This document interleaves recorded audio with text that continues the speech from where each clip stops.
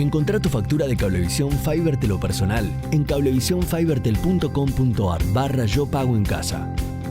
Pagala con tu tarjeta de crédito o débito y si te adherís al débito automático tenés importantes descuentos. Personal Fibertel y Cablevisión. Vamos a hablar con Andrés Malamud, que es politólogo e investigador en la Universidad de Lisboa. ¿Cómo estás, Andrés? ¿Cómo te va? ¿Qué tal, Carlos? ¿Cómo estás vos? Gracias por llamar. Ya buenas tardes, casi media tarde para vos, ¿no? ¿Estás allá? Así es, acá son las 4:30 de la tarde en Lisboa. Bien, bien. Bueno, Andrés, ¿qué hemos visto últimamente? Vamos a empezar por la política ya de la Argentina, después abrimos un poco el espectro porque sos un hombre que analiza a nivel global. Pero en la Argentina una de tus últimas definiciones fue que el problema de Alberto Fernández no es Cristina, sino que es el propio Alberto. ¿Querés argumentarnos un poquito? ¿Cómo no? Hay gente que piensa que Cristina tiene un proyecto de gobierno y entonces Alberto no puede hacer nada que no le diga Cristina. Mi impresión es que Cristina no tiene un proyecto de gobierno, no tiene un proyecto pensado en el presente. Tiene una idea de lo que quiere resolver del pasado y de lo que quiere proyectar en el futuro. Y por lo tanto Alberto Fernández tiene mucho más margen de maniobra del que se le adjudica. No es un títere en manos de una prestidigitadora que quiere hacer otra cosa. Y entonces, si falla o si no hace, él es el responsable. Hay algunas cuestiones puntuales en las cuales Cristina tiene opinión, tiene agenda, tiene preferencias. Pero en general el gobierno es de él. Así que él es el responsable por las cosas que salen bien y por las cosas que salen mal. Mucho más que ella, que simplemente talla para cuestiones específicas. Está muy, muy claro, ¿eh? Es como que hay una brecha, es como que ella es el pasado y el futuro, queriendo colocar a la Cámpora en un futuro, etcétera, y el pasado queriendo limpiar causas judiciales y demás. Eso va por mi cuenta, ¿no? Pero está muy clara la brecha. En esa brecha está, Alberto. Ahora, ¿por qué entonces Alberto no toma el toro por las astas? Está bien que está la pandemia, está bien que le toca bailar con la más fea, como se dice comúnmente, pero ¿por qué crees entonces en esa inacción de Alberto? Es que Alberto Fernández siempre fue un gran segundo. Está entrenado para eso. Está entrenado para hacer la gestión delegada en nombre de alguien y para rosquear en nombre de ese alguien. Es alguien al que uno no ve experimentado en trazar un rumbo. No es un político con gran olfato. De hecho, llega a los lugares a los que llega porque alguien lo designa, no porque él haya visto la brecha y haya buscado los votos y conseguido la adhesión popular. Porque alguien más poderoso lo puso ahí y él fue funcionario de todos. Fue funcionario mínimo de Alfonsín, fue funcionario de Menem, fue funcionario de Néstor y ahora de Cristina. Y entonces él negocia, y para esto es muy hábil, pero no tiene un rumbo claro, porque esa no era su función, ese no es su entrenamiento. Y es un gran negociador sin rumbo.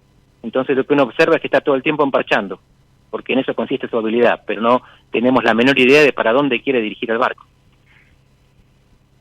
Claro, por eso muchos empiezan a ver que el timón lo tiene Cristina, pero en realidad tu lectura es la que ya nos hiciste. Está perfecto. ¿Y qué lugar le otorgás ahí a la oposición? O sea, pensando en las futuras elecciones, ¿no? Ya el año que viene se nos viene la de medio término, pero después 2023. ¿Qué se puede armar por el lado de la oposición? Porque no está muy claro tampoco, ¿no? No sé si vos le das alguna chance a la oposición de que pueda armar algo. No está nada claro, pero no se puede culpar a la oposición por esto, porque hasta un año antes de que Alberto fuera presidente, no sabíamos quién era Alberto. Nos recordábamos como que el jefe de gabinete de ministros que se había ido peleado por la 125. Y hasta un año antes de que Néstor Kirchner fuera presidente, no sabíamos que Néstor Kirchner podía ser presidente. Y todo así. De la Rúa lo mismo, la candidata natural era Graciela Fernández Mejide, que había arrasado en la provincia de Buenos Aires allá en los 90. Y sí, Menem, que suponía que era el candidato operador contra Cafiero. Del menemismo. Sí, si vos mirás para atrás, los presidentes argentinos siempre quiebran para ganar en el último año. No son que se están preparando, incubando con cuidado. Hay uno que lo tenía claro, que era de la Rúa. Pero en el momento no parecía, el radicalismo estaba detonado. Era el Frepaso en la década del 90 el que ganaba las elecciones en capital y en provincia, con Chacho y con Graciela. Así que no lo vemos venir a los futuros presidentes. Por eso la oposición en este momento, que parece desorganizada, está desorganizada porque en el presidencialismo eso es lo que pasa. Hasta que uno no tiene la presidencia, no está claro que va a ser presidente.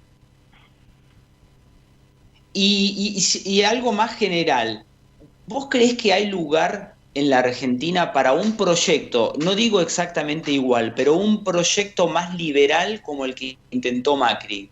¿Vos creés que la Argentina está condenada a no tener ese proyecto, que siempre va a caer en populismos, o hay una posibilidad de que eso se pueda dar, por supuesto con otros ribetes, no a la Macri? No, Argentina hasta ahora, en los últimos 70 años, estuvo condenada al péndulo, no fue solamente populismo.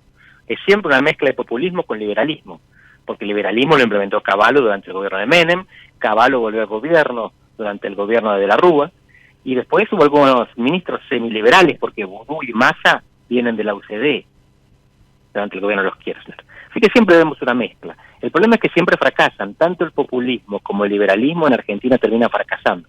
Por eso alguna gente cree que es necesario que se sienten a la mesa como adultos y conversen y se pongan de acuerdo. Sin un gran acuerdo político, estos dos proyectos lo único que hacen es bloquearse mutuamente, pero ninguno gana, porque el que piense que el populismo tiene éxito en Argentina es porque no vio los números. Nunca le salen bien las cosas al populismo ni tampoco al liberalismo, porque no está claro que uno de los dos puede imponerse al otro, y cuando no te puedes imponer, tenés que negociar. Sí, bueno, es un poco el hilo conductor, Andrés, que hemos tenido en el programa de hoy, porque comencé hablando justamente de eso, de la imposibilidad que tiene la Argentina de acercar esos dos extremos, de ir a un consenso social. Y te lo pregunto a vos, ¿vos por qué creés que eso no sucede? O sea, ¿hay un designio trágico por el cual los argentinos no podemos acordar? Lo hizo México, te digo, porque me parece que México es una sociedad totalmente heterogénea también. Sin embargo, México en algún momento acordó ciertos puntos básicos, ¿no? Uh-huh. Es interesante esto. Creo que Argentina tiene un problema particular, que ahora te relato cuál es. Pero por otro lado es importante que tengamos claro cuáles son nuestros modelos. No hay nadie en América Latina que esté mejor que Argentina. A pesar de que vamos cambiando de modelitos, si nos gusta Chile, después ponemos a Perú, después a Colombia, México, el único país en el que uno podría vivir mejor que Argentina es en Uruguay, y porque puede viajar a Argentina los fines de semana para no aburrirse. En el resto, PBI per cápita, hablemos en números, solo Chile y Uruguay nos pasaron en los últimos años, y aún así Chile estaba detonado. Era un país en el que antes de la pandemia no podías vivir en el centro de Santiago por los gases lacrimógenos, diarios. La gente del centro de Chile, de Plaza Italia, se mudaba porque no podía vivir por las manifestaciones y la represión permanente. Así que Argentina no está tan mal en el contexto latinoamericano, y tiene menos violencia que en prácticamente todos los demás países, salvo de nuevo los dos del Cono Sur, Chile y Uruguay. En todos los demás lugares, argentinos con título universitario, con recursos, pueden querer vivir. En la Ciudad de México hay zonas muy lindas, pero México tiene una tasa de homicidios altísima y un nivel de violencia inimaginable en Argentina. ¿Cuál es el problema típico argentino? Que es económico, más que político, porque en política seguimos teniendo un nivel de civilización más elevado en el sentido de que nos matamos mucho menos. El problema económico es que exportamos lo que comemos. Estoy simplificando, pero no mucho. Entonces, nos conviene que la comida esté cara o barata. Y nos conviene que esté barata porque la consumimos, pero nos conviene que esté cara porque la vendemos. Y es el problema típico, que explican Pablo Gerchunov últimamente, Guillermo O'Donnell en el tiempo, Juan Carlos Portantiero, el empate argentino, está basado en que no nos ponemos de acuerdo en cuánto vale lo que producimos para comer. Porque algunos lo quieren barato, sectores consumidores, y otros lo quieren alto, sectores exportadores. Y este es el acuerdo que hace falta. Otorgarle un valor común, que nos ponga todos de acuerdo, al dólar, que en última instancia es lo que intermedia entre el valor de lo que comemos y lo que exportamos. Y no nos ponemos de acuerdo. Hasta ahora algunos quieren dólar alto y otros dólar bajo. Y ese es el péndulo que determina también la inestabilidad política en Argentina. Sí, y es un precio que parece, dicho así, simplificado, parece increíble que no nos podamos poner de acuerdo en un precio, pero hace 70 años o más que no nos podemos poner de acuerdo en ese precio. Así es, de repente está alto y algunos se benefician y otros se perjudican, y entonces después, ¡tung!, la economía argentina, el stop and go, el famoso péndulo, que durante 50 años se manifestó también en términos de instituciones. Con el péndulo económico también se iba a la democracia. Ahora resolvimos el problema de la democracia. Hace falta un esfuerzo más para que en democracia nos sentemos para solucionar el péndulo económico. No es fácil.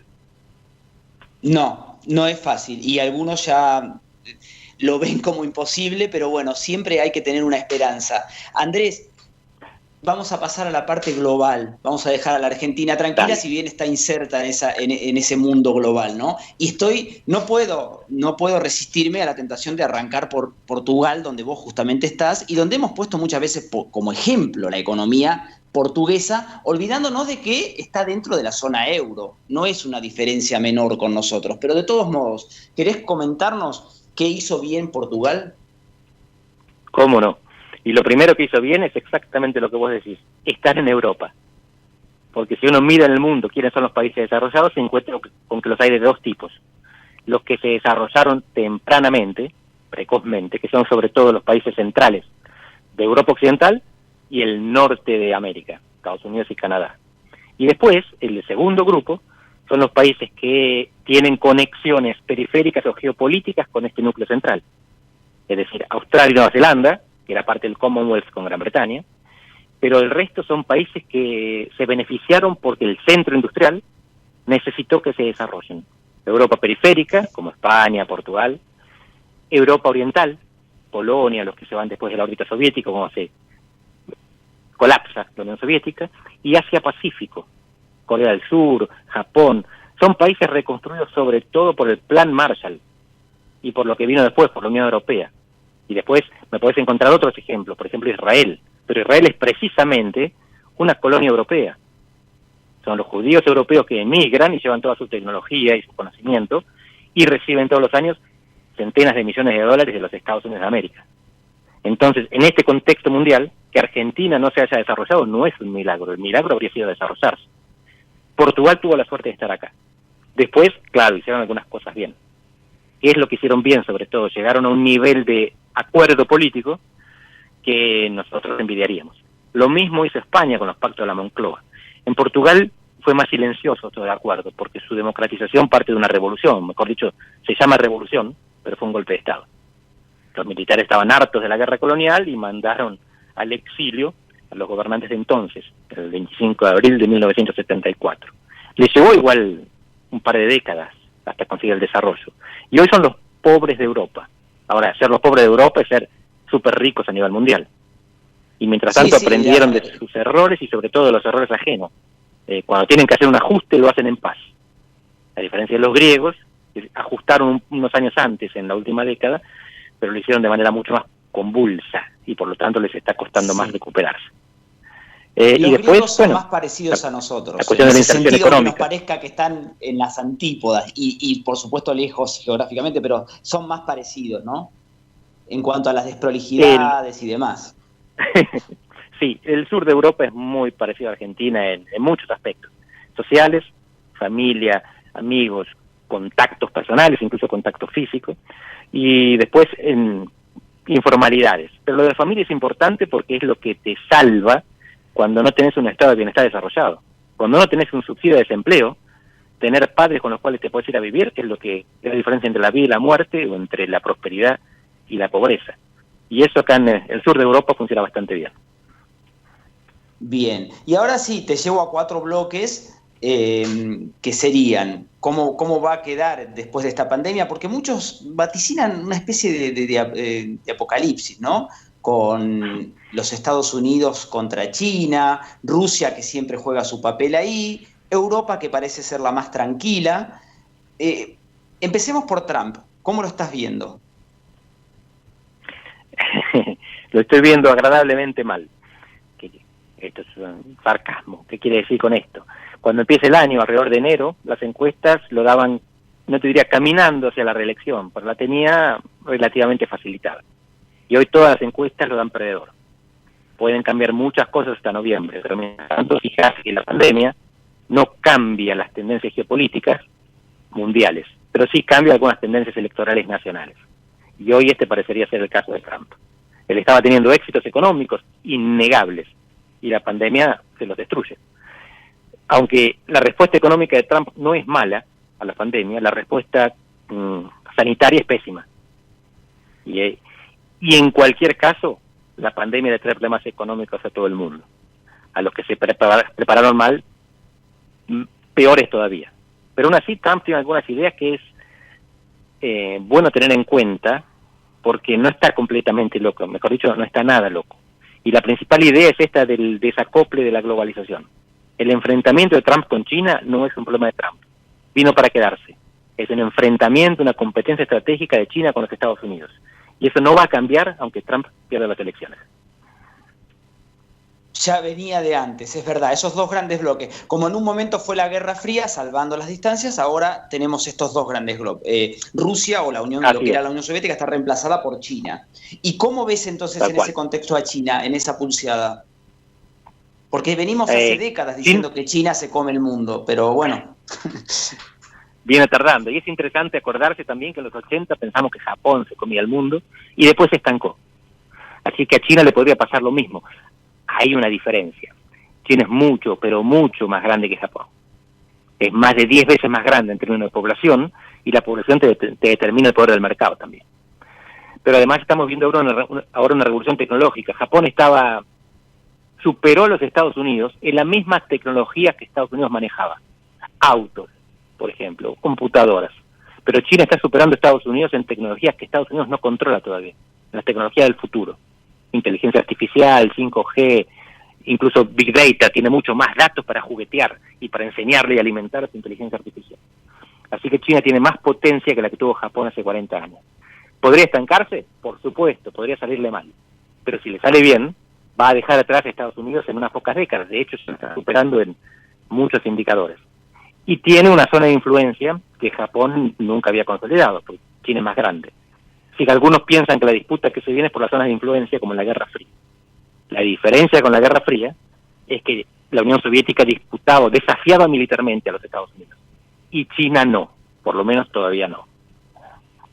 Claro, es solo económico, pero qué interesante esto que decís vos de que, a diferencia de Japón, China desarrolla tecnologías que van de avanzada y no las que ya tenía Estados Unidos. Y te dejo para el final dos, bueno, una Europa que parece estar un poco más tranquila, y la frutilla del postre es que nos analices sintéticamente a Vladimir Putin, que se quiere perpetuar, que quiere ser un nuevo zar ruso. Bien, interesante las dos, y lo de Putin se conecta con Europa también. Pero empiezo por Europa. Europa es la principal economía mundial, o casi. Ahora sí, en Gran Bretaña perdió un pedacito importante. Tiene un tamaño de mercado similar a los Estados Unidos y a China, dependiendo cómo miras, ¿sí? Por paridad de poder adquisitivo. Quiere decir que económicamente es una potencia. Pero las potencias en el mundo, los polos, no se miden solamente por la economía, se miden por la proyección de poder, por la capacidad militar también. Y en muchos aspectos, Europa sigue siendo una colonia norteamericana. Está protegida por la OTAN. Sin la OTAN no se defiende a sí misma. Y la OTAN son los Estados Unidos, logística, infraestructura, satélite, espionaje, drones. Así que Europa es un mayor de edad económico y un menor de edad militar. Y sobre todo tiene la fragilidad que no tiene ninguna potencia. En principio, las potencias son países y los países no se dividen. En principio, a la Unión Soviética le pasó por arriba un camión, pero nadie espera que Rusia se divida en el futuro. A la Unión Europea, si las cosas le salen mal, se va a fragmentar en muchos pedazos. Se le acaba de ir uno grande, Gran Bretaña. Por lo tanto, tiene un problema de fragilidad interna que los países no tienen menos. Rusia sabe esto, y te paso a la última pregunta que hacías, la de Putin, que es muy interesante. Rusia es una potencia en decadencia, y Putin es un líder que pega por arriba de su categoría, y consigue que una vieja potencia decadente se mantenga luchando en primera división, porque tiene petróleo, porque tiene armas nucleares y porque tiene visión estratégica. Y eso es mérito puro de Putin, que sabe cómo conjugar armas nucleares cuando nadie está pensando en una guerra nuclear, petróleo cuando todos están pensando en la nueva economía y en el futuro digital, y la capacidad de detectar los puntos débiles del adversario. Y con esa capacidad va jugueteando, se mete en las elecciones de Estados Unidos, se acerca a China, pero no demasiado, y mete púa todo el tiempo en la Unión Europea, aliándose con algunos alemanes en contra del resto de Europa, dividiendo, asociándose con Alemania. De hecho, tiene una gran asociación cooperativa energética, y una de las grandes compañías energéticas de Rusia está dirigida por Gerhard Schröder, un ex primer ministro alemán, socialdemócrata. Gazprom, lo que muestra que hay lazos muy fuertes. Otra. Exacto, sí señor, la misma. Bueno, Nos has dado una lección una vez más, Andrés, te agradecemos muchísimo y me quedó concluir que, bueno, que Putin, en definitiva, nunca dejó de ser un espía de la KGB, nada más que ahora lo hace en otras áreas, ¿no? Con su habilidad para meterse en todos los terrenos. Te agradezco mucho esta comunicación, te mando un abrazo gigante y, bueno, muy buena tardecita casi allá en Lisboa, en la linda Lisboa. Te agradezco, Carlos, te mando un abrazo muy fuerte para vos.